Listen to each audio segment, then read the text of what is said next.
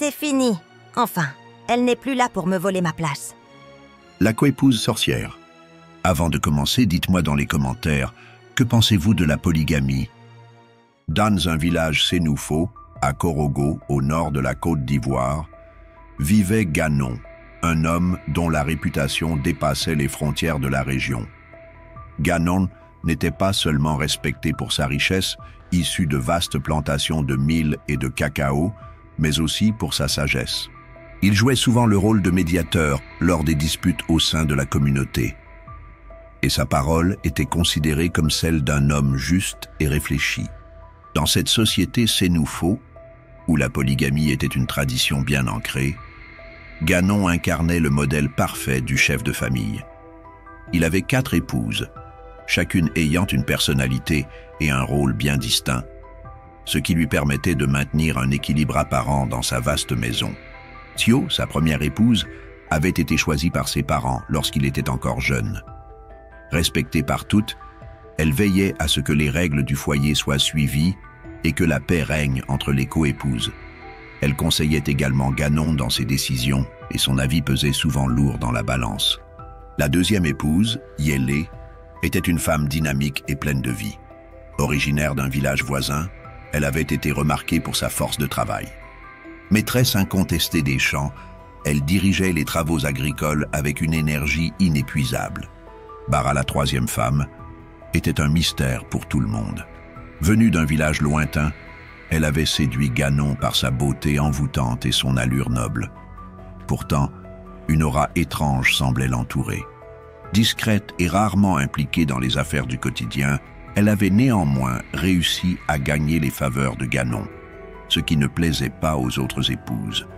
Enfin, il y avait Sita, la plus jeune et dernière épouse. Elle s'occupait des tâches ménagères avec un sourire constant, évitant habilement les querelles. Sa fraîcheur et sa tendresse avaient immédiatement attiré l'attention. Ensemble, les 4 épouses avaient donné à Ganon une descendance nombreuse, symbole de prospérité et de bénédiction selon les croyances locales. Les enfants, âgés de quelques mois à une vingtaine d'années, couraient dans la cour poussiéreuse, jouant à l'ombre des grands baobabs. Chaque épouse veillait sur ses propres enfants, mais une certaine rivalité existait. Chacune souhaitait que sa progéniture se distingue et gagne les faveurs de Ganon. La maison, bien que remplie de relations complexes, semblait en apparence calme et heureuse. Les repas partagés autour du grand bol de riz épicé étaient ponctués de rires, mais aussi d'échanges de regards furtifs chargés de sous-entendus. Sous la direction stricte mais bienveillante de Thio, les épouses faisaient de leur mieux pour préserver l'illusion d'une cohabitation parfaite.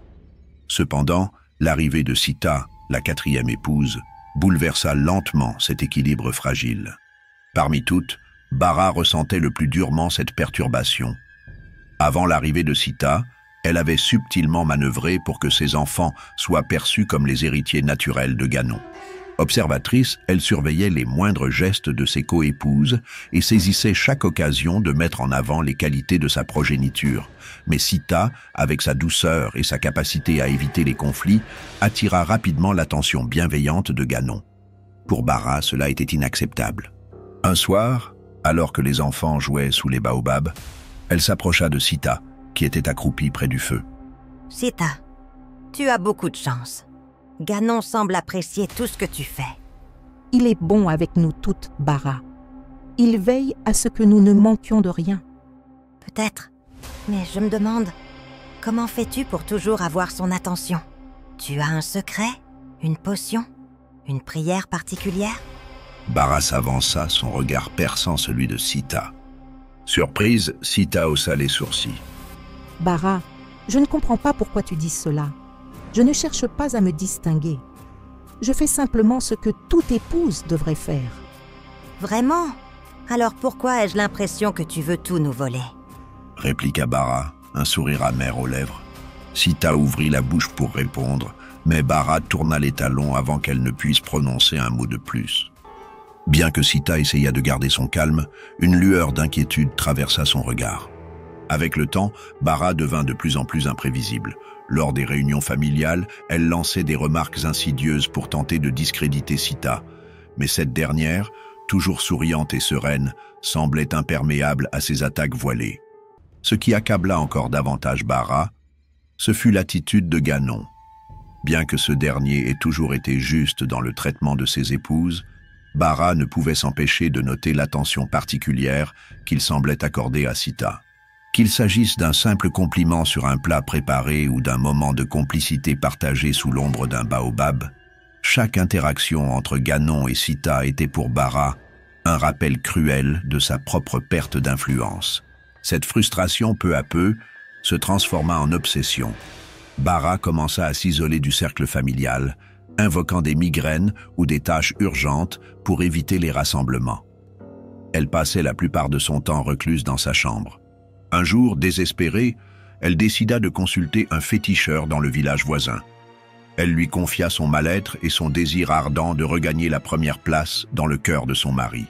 Le féticheur lui remit une potion spéciale, affirmant qu'elle rendrait Ganon entièrement dévoué à elle.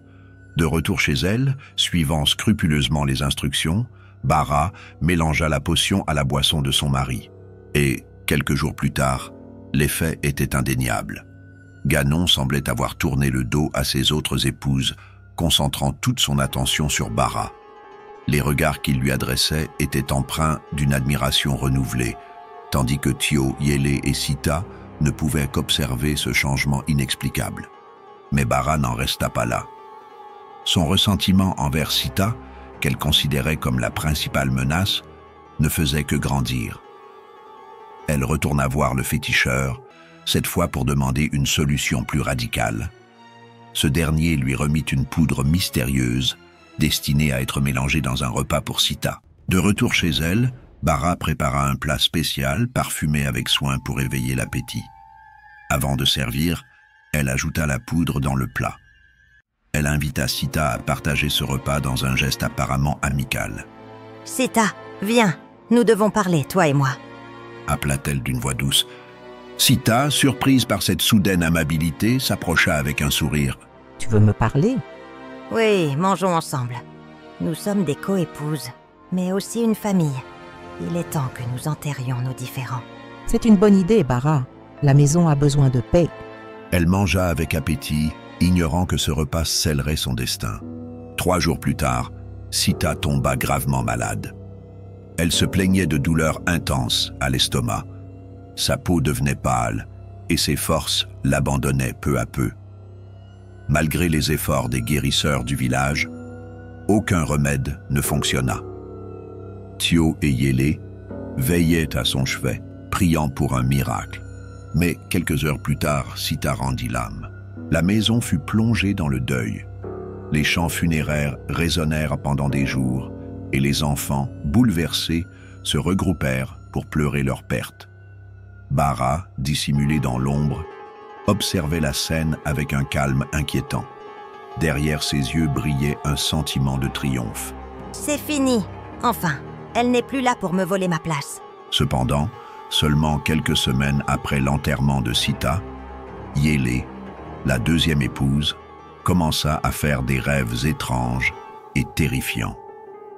Chaque nuit, elle voyait Bara au centre d'un cercle de feu, récitant des incantations.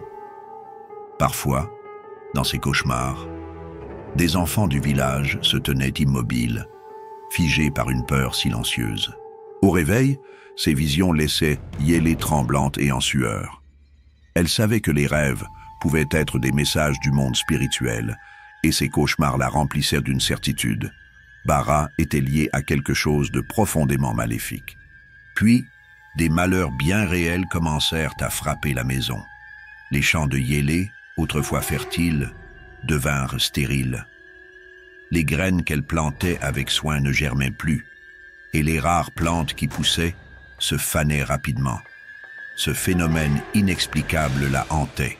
Yélé remarqua que seules ses parcelles étaient touchées, tandis que celles des autres épouses produisaient encore, bien que modestement. Cette situation lui semblait suspecte.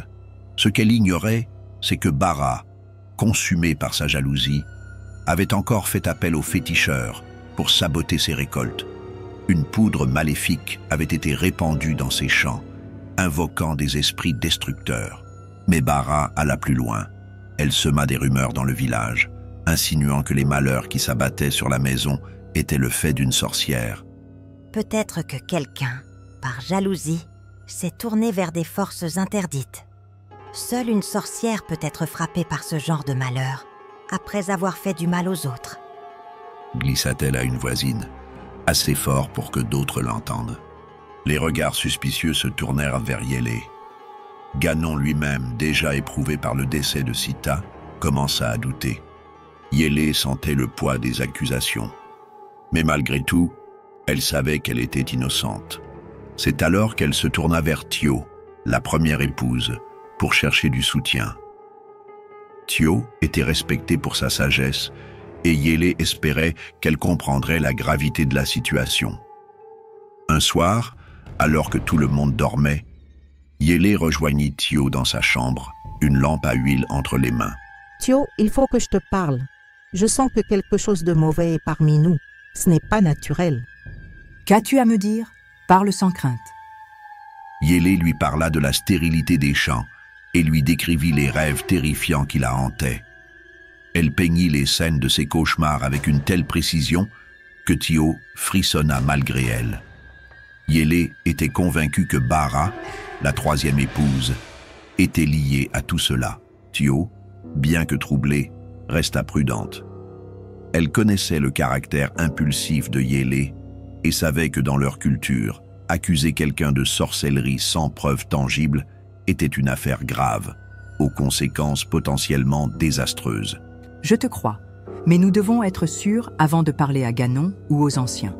Si tu te trompes, cela pourrait diviser la famille et nous causer du tort à toutes. Elle suggéra qu'elle devait surveiller Bara discrètement et chercher des preuves concrètes. Mais malgré sa prudence, Thio ne pouvait nier que les paroles de Yélé faisaient écho à ses propres intuitions, même si elle ne les avait jamais exprimées à haute voix. Après cette conversation, Thio se mit, elle aussi, à observer Bara avec plus d'attention. Elle remarqua que cette dernière était étrangement insaisissable. Bien que méfiante, Thio savait qu'une confrontation directe avec Bara pourrait engendrer des conséquences incontrôlables. Pourtant, les preuves commençaient à s'accumuler, et les rêves de Yélé n'étaient qu'un avertissement parmi d'autres. Le tournant survint lorsque le premier enfant tomba mystérieusement malade. Ce garçon, le fils aîné de Thio, n'était pas seulement son premier-né. Il représentait aussi sa dignité en tant que première épouse. Robuste et prometteur, il était souvent vu comme le futur pilier de la famille. Mais, sans signe avant-coureur, il fut frappé par une étrange maladie. Une fièvre intense le consuma rapidement, accompagnée de douleurs inexplicables. Les guérisseurs se succédèrent, mais leurs potions et incantations restèrent sans effet. Thio veillait à son chevet, les larmes silencieuses roulant sur ses joues, priant pour un miracle. Mais le miracle n'arriva jamais. Quelques jours plus tard, l'enfant s'éteignit dans ses bras, plongeant la maison dans un deuil profond. La douleur de Thio était incommensurable, mais ce drame n'était que le début. Quelques mois plus tard, ce fut le tour du fils de Yélé. Les signes de la maladie étaient les mêmes. Une forte fièvre qui ne s'arrêtait pas et une grande faiblesse. Malgré tous les efforts de sa mère, il mourut, laissant Yélé anéanti. Une peur sourde s'insinua dans les cœurs. Les femmes de la concession, autrefois insouciantes, ressentaient désormais une menace invisible. Les décès se multiplièrent, touchant tour à tour les enfants de Thio et Yélé, tandis que ceux de Bara restaient étrangement épargnés. Pour Ganon, ces pertes étaient insupportables. Mais il refusait d'y voir autre chose que des malheurs du destin. Pourtant, ses regards en coin trahissaient une inquiétude qu'ils n'osaient exprimer. Unis par leur deuil, Thio et Yélé décidèrent d'agir. Selon une ancienne croyance, les âmes des innocents pouvaient être appelées à réclamer justice si leurs mères accomplissaient un rituel approprié. Elles préparèrent donc les corps de leurs enfants avant de les enterrer. Une nuit, sous le couvert des étoiles, Thio dirigea le rituel. À voix basse, elles prièrent les esprits protecteurs. Vous qui avez quitté ce monde avant votre heure, Ne reposez pas tant que justice ne sera pas rendue. Revenez, revenez, révélez la vérité et châtiez le coupable. Après le rituel, Tio, Yélé retournèrent silencieusement à la maison, le cœur lourd, mais animés par l'espoir que les esprits répondraient à leur appel. Quelques nuits plus tard, des événements étranges secouèrent la concession. Des bruits de pas résonnaient dans la cour alors que tout le monde dormait. Des ombres glissaient sous les grands baobabs et les enfants survivants rapportèrent des rêves dans lesquels des voix les avertissaient de rester loin de Bara. Bara, de son côté, semblait de plus en plus agitée. Elle évitait les autres épouses et passait de longues heures enfermée dans sa chambre. Ses regards, empreints de méfiance et de panique, en disaient long. Un matin, un cri glaçant perça le silence. Tout le village accourut pour trouver Bara agenouillée au milieu de la cour, tremblante et hurlant. « Ils veulent me tuer. Ces enfants veulent ma mort. Sita, pourquoi? Pourquoi me tourmentez-vous? Laissez-moi tranquille. Laissez-moi. Ils viennent chaque nuit. Ils m'appellent Sita. Je les entends. Ils veulent me prendre. » Ses larmes coulaient en cascade et son visage déformé par l'angoisse. Un silence lourd s'abattit sur l'assemblée. Ils savaient que de tels cris, de telles confessions publiques n'étaient jamais anodins dans leur culture. Le surnaturel semblait avoir fait irruption dans leur réalité. Tio et Yélé, restés en retrait, s'observèrent en silence. Tio posa une main apaisante sur l'épaule de sa coépouse, comme pour lui signifier de ne pas intervenir. Elles avaient attendu ce moment. Les prières, les rituels nocturnes. Tout convergeait vers cette révélation. Bara éclata en sanglots. Puis, d'une voix brisée, elle laissa échapper les mots qui allaient changer à jamais le destin de la maison de Ganon. « Oui, c'est vrai. C'est moi. J'ai sacrifié leurs enfants. Je voulais juste protéger les miens. Je ne voulais pas que les autres prennent ce qui revient à ma descendance. J'ai aussi tué Sita et fait une potion d'amour à notre mari Ganon pour être sa préférée. » Le souffle collectif des villageois s'interrompit. Les hommes, le visage grave, faisaient des gestes pour se protéger, chassant ce qu'ils pensaient être une mauvaise énergie. Ganon, jusqu'alors figé, se leva lentement. Son visage, marqué par une colère sourde mêlée à une douleur immense, était fermé. Il fixa Bara, son épouse, celle qu'il avait un jour choisie, celle qu'il avait aimée. « Bara, tu as brisé cette maison, tu as trahi ma confiance et détruit l'âme de notre famille. Tu n'as plus ta place ici. » dit-il, sa voix tremblante mais ferme. Bara fut chassé sur le champ, escorté par des hommes jusqu'à la sortie du village. Les anciens furent appelés pour purifier la concession et les terres. Sous leur bénédiction et leur chant sacré, l'équilibre commença lentement à revenir. Les champs de Yélé retrouvèrent leur fertilité. Les enfants survivants recouvrèrent la santé. Et une nouvelle sérénité s'installa au sein de la maison de Ganon. Tio et Yélé, bien que marqués par la douleur de leur perte, trouvèrent du réconfort dans le fait que justice avait été rendue. Quelques jours après l'expulsion de Bara, un messager arriva précipitamment depuis le village natal de cette dernière. Essoufflé et visiblement perturbé, il apportait une nouvelle qui fit frissonner Ganon et ses deux épouses restantes. Bara était décédé. Selon le récit du messager, dès son retour au village, Bara s'était enfermée dans la case familiale, refusant tout contact avec les siens. Elle marmonnait sans cesse des paroles incohérentes, parlant d'ombres qui la poursuivaient et d'enfants qui apparaissaient dans ses rêves. Accusateurs. Ces nuits étaient marquées par des cris de terreur, si perçants qu'ils glaçaient le sang des habitants du village. On disait qu'elle avait succombé à une malédiction, celle des âmes innocentes qu'elle avait sacrifiées. Cette nouvelle, bien qu'effroyable, apporta un étrange sentiment de clôture à ceux qu'elle avait laissés derrière elle. Le mal semblait désormais éradiqué. Ainsi, la maison, bien que meurtrie, renaquit doucement. Portée par la sagesse et la résilience des femmes qui avaient affronté l'obscurité pour protéger leur famille, la vie reprit son cours, plus paisible, plus harmonieuse. Et les leçons tirées de cette épreuve, elles, ne furent jamais oubliés. Si tu as suivi l'histoire jusqu'au bout, n'oublie pas de t'abonner et de laisser un j'aime, tout en donnant ton avis dans les commentaires. À la prochaine pour une nouvelle histoire.